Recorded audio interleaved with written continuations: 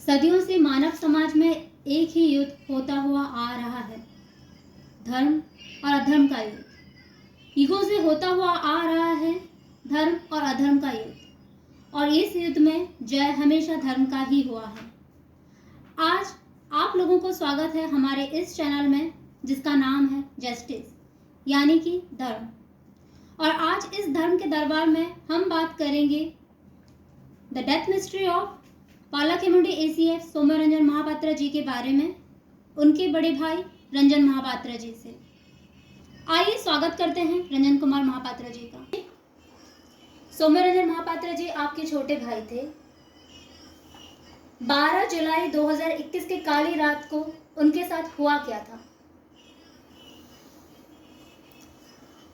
सौम्य तो मेरा छोटा भाई, और सौम्य और उसका जो बीवी है वो दोनों पालाकेमुंडी में जो ACF क्वार्टर है वहाँ पर रहते थे। आई थिंक नियरली 5 मंथ्स वहाँ पर उसके बीवी के साथ वो था। उससे पहले 6 मंथ्स वो शादी से पहले भी था। जस्ट ज्वाइन किया है वो 1 ईयर हो गया उसका पालाकेमुंडी में। फर्स्ट ज्वाइनिंग था उसका ACF assistant conservator forest division of Paralakhemundi. तो जब 12 जुलाई को उसका एक्चुअली एक्सीडेंट हुआ है। ऐसे जो उसका जो बीबी उसने बताई, उसका जो पिताजी और माताजी उसके गांव में थे, उसको बताई। उसके बाद उसका जो एक्चुअली आई थिंक माताजी होगी, उसके माताजी ने मेरा माताजी को फ़ोन की थी कि सौम्य जल गए और उसको मेडिकल लेके जा रहे हैं, और तुम लोग जाना चाहते हो तो आइए, हम साथ में जाएंगे, ऐसे बोल रही थी उसका जो माताजी। उसके बाद तो मेरा फादर, मदर और मेरा एक अंकल, ये तीनों ने चले गए उसके पास। जी, गौर कीजिए दोस्तों यहाँ पे कि सौम्यरंजन महापात्रा जी की बीवी ने सौम्य महापात्रा की माँ को नहीं बल्कि अपनी माँ को कॉल करके बताया कि सौम्य जी जल गए हैं। फिर आप लोगों का रिएक्शन क्या रहा उसके ऊपर? उस टाइम तो हमारा तो माइंड में कुछ नहीं चल रहा था। तो हम लोग एक्चुअली जो हमारा जो भाई था उसका कंडीशन कैसा है, वो कितना % जल गया है, तो हम लोग को कुछ मालूम नहीं था। तो हम लोग को उसके बीवी को, जो मेरा भाई का जो बीवी थी, उसको फ़ोन किया। मेरा माताजी, मेरा फादर, मेरा अंकल, मेरा आंटी, मेरा छोटा ब्रदर, सिस्टर, सभी ने फ़ोन किया, लेकिन उसका जो बीवी था वो एक्चुअली किसी का फ़ोन रिसीव नहीं की। और उसको पालाकेमुंडी हॉस्पिटल पहले लेके गए। उसके बाद क्या हुआ हम लोग को पता नहीं है। उसको रात 12 बजे और 12:30 के आसपास है, 12 तारीख को उसको मेरा भाई को लेके SCB मेडिकल जो कटक में है उसको आ गए। ये हादसा हुआ 9:30 के आसपास, सही रंजन जी? 9 PM से 9:30 के आसपास वो बोल रहे हैं जी, वो ऐसा बोल रहे हैं। और उन्हें पालाकेमुंडी हॉस्पिटल में कितने बजे तक रखा गया? 12:30 के पास। तो क्या वजह थी कि इतने एक पेशेंट जो आग से जल गए हैं, जिनको बहुत ज़रूरत है इंस्टेंट बर्निंग के रिलेटेड मेडिकल ट्रीटमेंट लेने की, उनको उतना टाइम तक पालाकेमुंडी हॉस्पिटल में रखा गया? और अगर रखा गया तो क्यों रखा गया? क्या उनको वहाँ पे वो सारी चिकित्साएं, सुविधाएं दी गई जो कि देने चाहिए? क्या कहेंगे इसके ऊपर आप?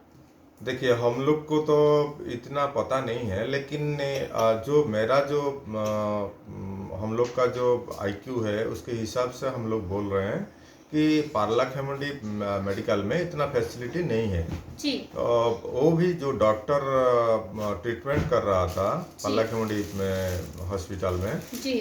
उस डॉक्टर ने बोला कि जब मेरा भाई पहले पालाकेमुंडी हॉस्पिटल को लेकर आए उसका सेंस नहीं था जी। तो उसके बाद डॉक्टर ने उसको ट्रीटमेंट किया। 30 मिनट्स ट्रीटमेंट करने के बाद उसका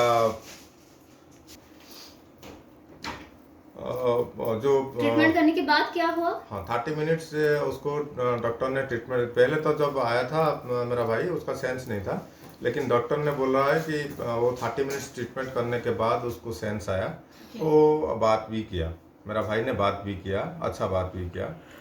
उसके बाद उसने जो पुलिस थे वहाँ पर डीएफ होता है उसका, जो मेरा भाई का जो अथॉरिटी है, जो एक डिविजनल फॉरेस्ट ऑफिसर, वो पालाकोट डिवीजन का हेड है, उसके अंडर में मेरा भाई था।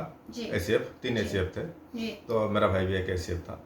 वो डीएफओ था, और उसके साथ वहाँ पर कलेक्टर, तहसीलदार, सीडीएमओ, डॉक्टर, पुलिस सब थे। और उसने क्या किया कि मेरा भाई का जो जवानबंदी होता है, जो डेथ डिक्लेरेशन, डाइंग डिक्लेरेशन, उसको लेने की प्रोसेस शुरू हो गया। कि डॉक्टर ने मना कर रहा था कि अभी टाइम नहीं है जो डाइंग डिक्लेरेशन लेने का, अभी पेशेंट का कंडीशन ठीक नहीं है, उसको जो इमरजेंसी है, ट्रीटमेंट का इमरजेंसी है।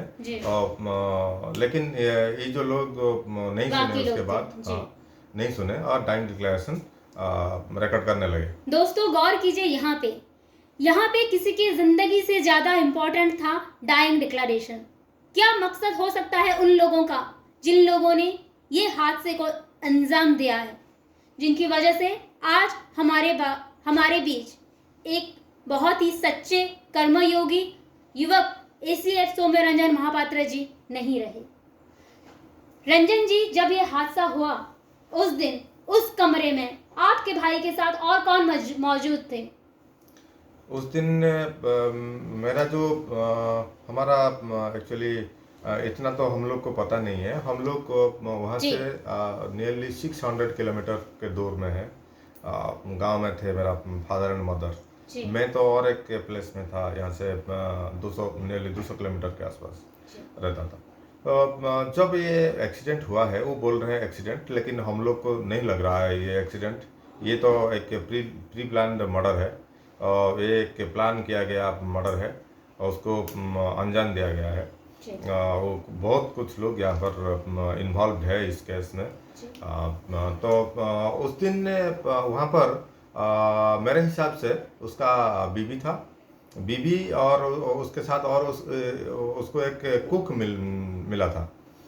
कुकिंग पर्पस के लिए, और बाकी मार्केटिंग ऐसे कुछ काम के लिए एक कुक मिला था। तो कुक और मेरा भाई का जो बीवी विद्या भारती पंडा, ये दोनों मौजूद थे वहाँ पर। क्या विद्या भारती पंडा जी के शरीर में किसी तरह के घाव, निशानियां, आग से पीड़ित होने की कोई भी निशानी है? नहीं, कोई निशानी तो उस टाइम नहीं था। लेकिन 3 दिन के बाद जब बहुत क्वेश्चन उसको पूछा गया, तो वो कुछ निशाना बनाया उसके हाथ में कुछ बैक साइड में, जो साइड में कुछ निशाना बनाया। लेकिन आग उसको लगेगा तो 3 दिन के बाद निशाना कैसे आएगा? लेकिन वो मेडिकल का जो सीसीटीवी कैमरा है, और जो कुछ जो इलेक्ट्रॉनिक मीडिया का जो रिकॉर्डिंग है, उस रिकॉर्डिंग के हिसाब से उसका हाथ में उस दिन कुछ नहीं था। लेकिन 3 दिन के बाद वो निशान आ रहा है। सुन रहे थे रंजन जी से सौम्यरंजन जी की डेथ के बारे में थोड़ा बहुत, सौम्य जी की कहानी, रंजन जी की जुबानी। आगे बहुत सारे सवाल हैं कि उस रूम में उस दिन कौन कौन थे, क्या हुआ, कैसे आग लगा, और कौन कौन बाद में आए, कैसे उनको पालाखेमुंडी से एससीबी लिया गया, फिर अश्विनी लिया गया, फिर उनका डेथ हुआ। इसके बारे में आगे जानेंगे हमारे नेक्स्ट एपिसोड पार्ट 2 में। लेकिन जाने से पहले अगर आप चाहते हैं कि सौम्या जी के और उनके परिवार को न्याय मिले, तो इस चैनल को लाइक कीजिए, सब्सक्राइब कीजिए, और जितना हो सके उतना शेयर कीजिए। धन्यवाद।